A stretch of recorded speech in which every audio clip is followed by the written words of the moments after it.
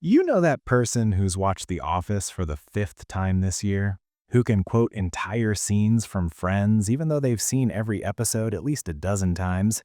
Who'd rather rewatch Howl's Moving Castle for the hundredth time than try the new critically acclaimed series everyone's talking about? Yeah, that person might be you. And somewhere along the way, you started feeling like there's something wrong with that, like you're stuck, like you're wasting your life on content you've already consumed while the world moves forward without you, like everyone else is out there expanding their horizons and you're not.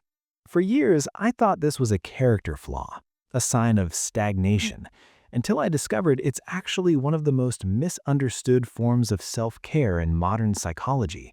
Let's be honest about what's really happening here. Every time you tell someone you're rewatching something, there's this flicker of judgment, sometimes from them, mostly from yourself, because we live in a culture that's genuinely obsessed with the new. New shows, new movies, new experiences. Novelty is treated like a virtue, like proof that you're engaged with life, that you're growing, evolving, staying relevant. The streaming platforms know this. They're literally designed to make you feel like you're falling behind. Netflix throws 80 new series at you every month. Your friends are all discussing the latest prestige drama. Social media is full of hot takes about shows you haven't seen. And there you are, pressing play on Season 3, Episode 12 of a show you know by heart. And you feel guilty, like you're not keeping up, like you're choosing comfort over growth, like you're playing it safe while everyone else is living boldly. Society tells you that rewatching is regressive, that it's avoidance, that it's what people do when they're too scared or too lazy to engage with something challenging. The cultural mandate is pretty clear. Real growth happens outside your comfort zone. Real culture consumption is about discovery. If you're not constantly sampling new things, you're stagnating. You're missing out. You're, frankly, kind of boring. But here's what that narrative completely ignores. Your brain isn't a content library that needs to be perpetually updated. It's a biological organism that needs rest, predictability, and safety just as much as it needs stimulation. Let me introduce you to a concept from cognitive psychology called processing fluency. Basically, it's the ease with which your brain can process information. When you watch something new, your brain is working overtime. You're tracking unfamiliar characters, learning new plot mechanics, trying to predict outcomes, managing the emotional risk of not knowing if this story will disappoint you or hurt you or waste 8 hours of your life. Your cognitive load, the mental effort required, is maxed out. But when you re-watch something you love, that cognitive load drops to almost nothing. You already know these characters. You know the beats. You know the jokes are coming and you know they'll land. You know the sad parts won't destroy you because you survived them before. Your brain shifts from problem-solving mode into restoration mode. And that restoration isn't weakness, it's strategic recovery. Researchers at the University of Chicago found that people experiencing high levels of uncertainty in their lives are way more likely to seek out familiar entertainment. Not because they're avoiding reality, but because familiarity reduces what psychologists call ambiguity anxiety. When your real life is unpredictable, which, let's be honest, is most of the time now, predictable fiction becomes an anchor. Now, let's distinguish between two things that people constantly confuse: nostalgia and comfort seeking. Nostalgia is backward looking. It's tinged with longing and loss. It says things were better then. It's bittersweet. But comfort seeking, that's present focused. It's not about the past being superior. It's about this specific story providing a sense of safety right now, in this moment. You're not escaping to the past, you're creating sanctuary in the present. Think about it this way.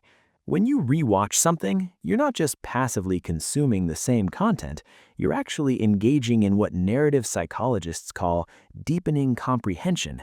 You notice things you missed, the subtle facial expressions, the foreshadowing in episode 2 that pays off in episode 9, the thematic layers you weren't ready to see the first time.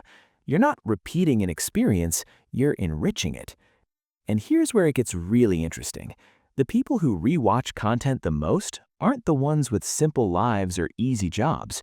They're often the ones carrying the heaviest cognitive and emotional loads, the ones managing chronic stress, the ones in high responsibility roles, the ones whose nervous systems are constantly in overdrive because the world demands it.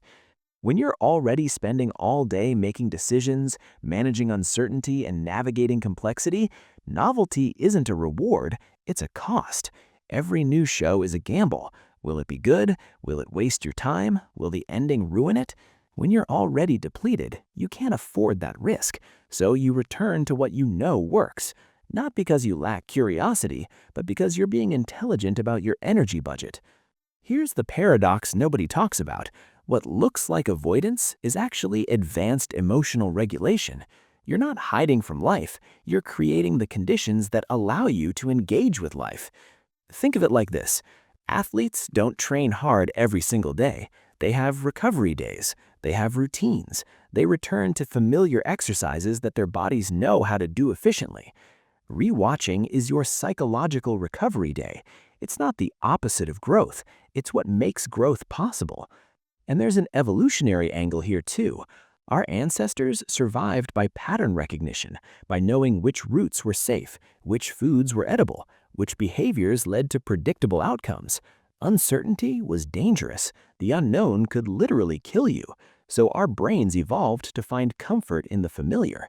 That instinct didn't disappear just because we're no longer running from predators. It just redirected itself towards stories instead of survival routes. In a world that's increasingly chaotic, unpredictable, and overwhelming, your brain is doing exactly what it was designed to do, finding patterns it recognizes, finding safety in repetition. And there's nothing pathological about that. It's adaptive. But here's where we need to be careful, because while rewatching can be restorative and healthy, it can also become a cage if we're not paying attention. There's a real difference between choosing comfort and hiding from discomfort, between strategic rest and chronic avoidance. If you're only rewatching because you're genuinely terrified of anything new, that's worth examining.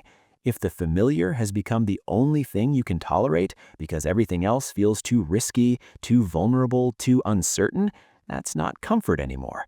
That's fear in disguise. The same behavior can be medicine or poison depending on the dose and the intention. Rewatching because your nervous system needs regulation after a brutal week, that's self-care. Rewatching because you've decided that nothing new will ever be worth the risk of disappointment, that's self-protection that's crossed over into self-limitation. And here's the other irony. While you're worried that rewatching makes you stagnant, there's a whole other group of people out there consuming content like it's a competitive sport, binging everything, never stopping, never lingering, treating stories like items on a checklist. And you know what they're missing? Depth, connection, the intimacy that comes from actually spending time with a story, from letting it live with you, from finding new meaning in it as you change.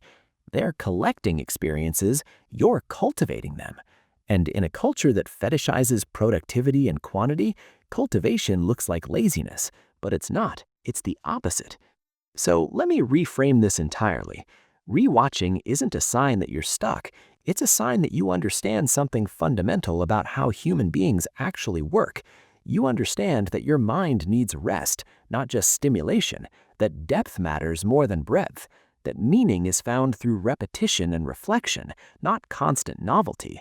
You're not avoiding growth, you're rejecting the toxic idea that growth only happens through discomfort and newness. Sometimes growth happens when you revisit something familiar and discover you've changed enough to see it differently. Sometimes the most profound insights come from the 10th viewing, not the first. The people who rewatch aren't less curious, they're differently curious. They want to understand why something moves them. They want to find the layers. They want mastery over discovery. And in a world that's always chasing the next thing, that kind of sustained attention is actually radical. Look, you don't owe anyone novelty. You don't have to justify loving what you love. You don't need to apologize for choosing the familiar over the trending. The shame you feel isn't coming from some objective truth about what's healthy or productive.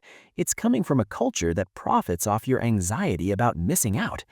But here's what I want you to hear. Your way of engaging with stories isn't wrong.